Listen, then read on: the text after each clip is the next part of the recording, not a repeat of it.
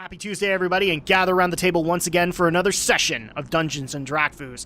Now, yesterday, we took on the first wing of Maraudon with the Wicked Grotto. Not too long, and today we're going to be taking on the second wing, or rather the second entrance to Maraudon, the Foulspore Cavern, which, if people remember, with Lord Viletongue, he actually created a lot of the problems in there. In fact, the very beings he created are some bosses that we're going to have to take down. So let's go ahead and start up the Foulspore Cavern.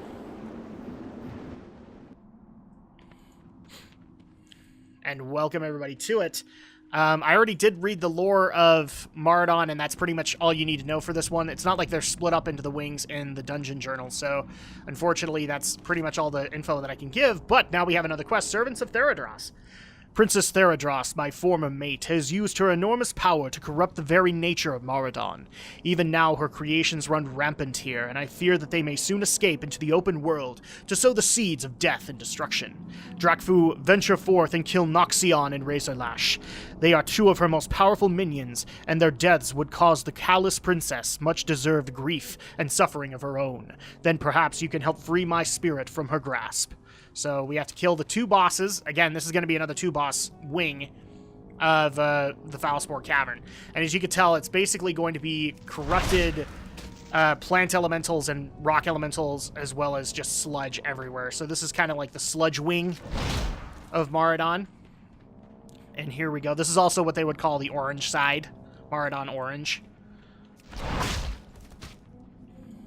So here we go. We are already starting into the Foulspore Cavern. You can see all of the slimes here. And also we have some corrupted dryads. So that's also another added element that makes you think that this is part of the whole Emerald Nightmare storyline. And it's not really.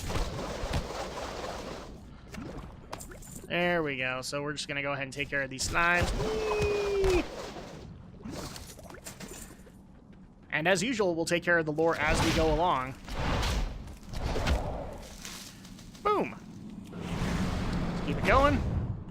Ooh, we have a barbed lasher here. And as you can see, the deeper we go, the more sludge, the more corruption that we actually come across within Maraudon. And now we have big larvae, as well as corrupted dryads. And also, we have to shut these off too, because they will continue to spout out larvae. Can't be good. You even have things that are like pulsating like tumors in here. That's really kind of disgusting, but it works for this area. Excuse me. Jeez. It's not a good day for me, especially with the cough, so I apologize, guys. So here we go, even deeper into it, and you can see we're starting to see more corrupted vegetation. That's going to start playing into this place. And now we are in the Noxious Hollow, and coming up on our first boss, Noxion. And we already see a bunch of larvae. Is there a place where they're spewing from? I'm not seeing any. We'll just go ahead and take care of them. Alright, so here is Noxion. Let's go ahead and go over the lore for him. Noxion is a living embodiment of corruption. Theradras ordered her ally Lord Viletongue to create this putrid elemental to be a powerful servant and a loyal pet to ease the princess's loneliness. Noxion spreads its toxic essence into areas of Maraudon that have not yet withered under Theradras's malign influence. Okay, so at that point, we have to take care of him. No more corruption from you. So Noxion is officially dead. And we're on to more worms, and oh, jeez. I will admit, like, this is some of the imagery, like, you would see in an Old God dungeon, and it works. And then you just see it here, it's just like pustules and corruption everywhere. And it sets the atmosphere very well. Okay, keep it going. We should be coming up on Razorlash fairly soon.